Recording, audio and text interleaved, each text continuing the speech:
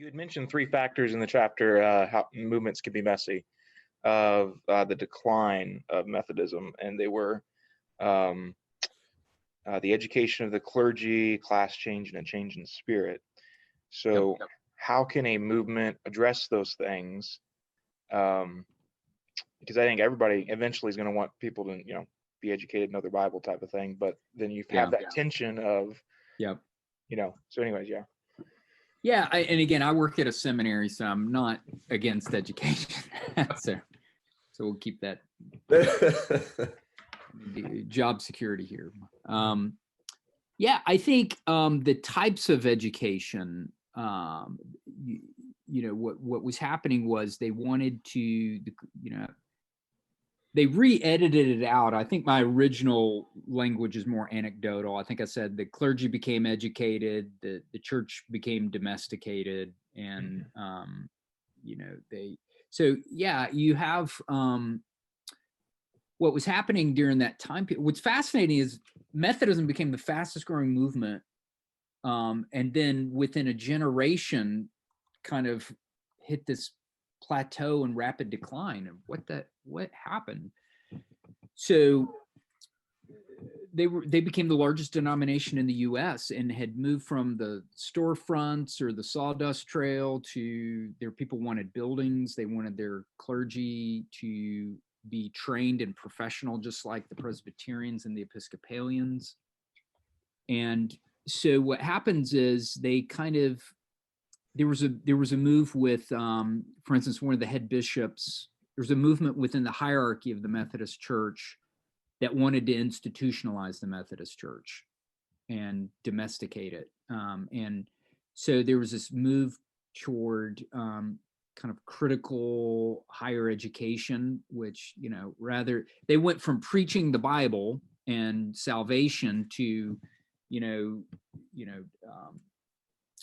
arguing over, the validity of the authorship of texts, and they started preaching stuff like that. And so the preaching, Rodney Stark wrote a great book called Winners and Losers. Stark was a sociologist who has done some great work on the rise of early Christianity, but looks at North America. And so from you all, I think, are kind of in the Baptistic tradition. They look at, so again, what's fascinating is you look at, the rise of, he looks at the competition between the Baptists and the Methodists, Mm-hmm. And I think the Baptists were slower to engage formal education. I think Methodism, once it hit that mark, they just kind of said, hey, all our ministers all need to go get trained at traditional seminary education. And seminary education at that time just had become highly, again, kind of, biblical criticism, those type things. And so it actually changed the preaching. The preaching changed from being, and Stark looks at this from a sociological perspective, just saying, hey, this is non-biased. The preaching changed, they're as a result of the education. Two, they begin to build buildings. And I'm not against buildings, but, you made that reference earlier, Logan. I've talked to so many planters that say, 10 years in, man, once we got our building, we just lost that vibrancy. Something happened. And what's interesting is across, especially like my experience is more Southeast, like you just drive through the Southeast and there's a million little tiny Methodist churches on every corner, and they all got stained glass and they look like little mini Episcopal church buildings. And they built these little buildings to kind of keep up with the Joneses, to kind of keep up with what the Presbyterian and Episcopal is kind of like, now we've arrived. So they built these buildings. There was a major shift, and you can see a documentation that all these three things are happening all at the same time. Clergy are getting trained, they're building buildings, and then the final nail in the coffin is they cut the class meeting. To be a Methodist wasn't to go to church on Sunday. It wasn't even to pay your tithe. It was, are you a member of the class meeting? Do you got a class meeting ticket? And if you don't get a class meeting ticket, you ain't a Methodist. And so when they cut the class meeting as the requirement to membership, that was, I believe, the final straw, because that's symbolic of for rejecting discipleship. Yeah. Man, let me ask you a follow-up question to that. And this is more of a, in your personal context, how do you, working at a seminary with this, like falling into this, like I'm for education too. I mean, I've got a master's degree, but yeah, like, I don't want people to think you have to have a master's degree to share the gospel or teach someone to follow Jesus. So how do you, in your position, navigate that tension of like, not like, this is great and there's a lot of good that comes from it, but it's not like this requirement to actually follow Jesus and show someone how to follow Jesus. Does that make sense? Yeah, I mean, my thing is, I actually, I think for ordination, I think we're all ordained, I believe in the, I believe everyone is called to ministry. Everyone is called to be a minister. Right. And we all have different callings. And I think those that are called to lead as ordained ministers, I mean, obviously I wrote a book that has a whole chapter on apostolic, and this is the same thing with Wesley. He was an ordained minister and he was trained, he was classically trained. And I think, theological education is really in flux at the moment. There's a lot of hybrid things emerging. I think I do believe in education. And I think, does everyone need to be educated? No. I think everyone needs to be trained in kind of rudimentary disciple making. But I think what seminary does is it allows you to think at a higher level. Right. It allows you to kind of, and so I think leader of leaders need education, need that higher level of education. I think it is good. One of our degrees that I work with it's a hybrid church planning degree, and it's an intercultural studies MA with some church planning courses, and we're training people to be missionaries. They get a little Bible, they get some missiology, they get kind of culture context, they get some church planting.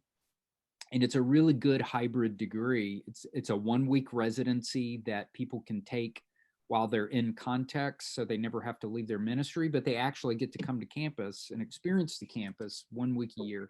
And it's cohort based, so they're learning together. I think that's the other thing. The Methodists had these quarterly meetings where they came together, a couple of times a year. They prayed for each other.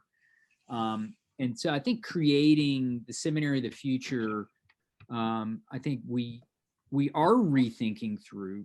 A lot of seminaries are closing, and unless they're able to kind of engage the current context in the world we're in, we live in a post-Christendom world, and so a lot of the stuff that Bible training schools, seminaries could pull off 50 to 100 years ago, it's just not going to work moving forward. So I think out of necessity, seminaries are going to have to revise their curriculum and really rethink these things, because more and more people are going to be church planters. They're going to be more and more bivocational.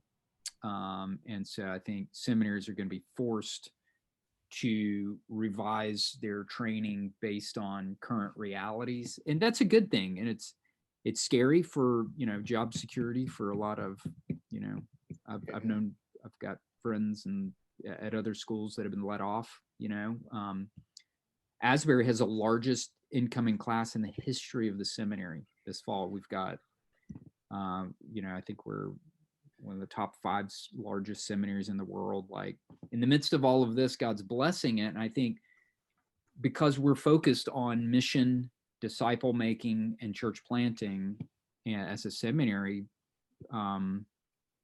that's just, I'm not bragging. I'm just saying those are examples of a seminary that's, I believe, as a school, we're putting the emphasis on the right things. Right. Right. Yeah. Well, let me ask you this then, and Steve, I'm sorry, he's saying things that are making me think of other things I've jotted down here. So in regards to this education and this time for it, just what you're saying here, on page 124 of the book, you talked about how Wesley's use of non-ordained men and women, so maybe people that hadn't had this more formal education, formal training. Yep. It says, quote, perhaps more than anything else was why Wesley faced such opposition to his work. Yeah. So, which it blows my mind. But like, what would you like? Because that happens today. Yeah. How would you counsel someone who was actually the source of that opposite? Like, how would you help someone maybe challenge their thinking? Yeah. As their, Yep. So again, part of it is understanding, and that's why I emphasize several points throughout the book. He's an Anglican, right? So he is an ordained minister. And so the Methodist class meeting was not designed to take the place of traditional church. And that's where I really believe we can learn some stuff from kind of the gathering and scattering. The Methodists did not provide sacraments. So Wesley was like, there will never be a meeting that will take place in competition to the Sunday morning service. And that's where a lot of leaders and denominational leaders hear this stuff and they're like, well, wait a minute. You saying a layperson can preside over the Lord's Supper or baptize? And I know, again, ecclesiology differs from different. And so what Wesley was saying is lay people can preach. It's a non-sacramental. He's saying lay people can teach the scriptures if they're trained in that. Lay people can disciple one another. And I think that's the genius of it is ordained ministers. And I'm an ordained minister, and I do believe in a kind of ordained ministers should, I mean, that's the tradition I'm a part of. I think ordained ministers should be the ones presiding over sacraments or ordinances, if that's the language that you use. But I believe fully that lay people can be equipped, if they're equipped and trained, can preach the gospel, can preach, can serve and lead, release the body of Christ. And I think that's what he did. And so many people in our churches, we got multimillionaires sitting in the back of pews, and we're like, hey, do you want to hand out a bulletin? And is it any wonder that, successful entrepreneurs are leaving the church or won't even, most ordained ministers just don't even, because they don't know discipleship, don't even know how to equip and empower the people of God. Yeah. And so I think that's one of our big challenges. So again, I use the language like Wesley, in the West, we've thought about church leadership as like a pyramid or a hierarchy, where you have like bishops and ministers on top, or, denominational leaders are up here, and then you got the lay people down here on the bottom. What Wesley did was he reinverted the leadership paradigm. He said, you know what? If you're an ordained minister, you're actually down here, and your goal or role is to release the body of Christ to do the work of ministry. He wasn't doing away with ordination. He was trying to get those that are in ordained leadership to have a biblical view of what their role is. And that's what Paul's talking about, equipping to do the work of ministry. That's our goal, is to equip people to do the work of ministry.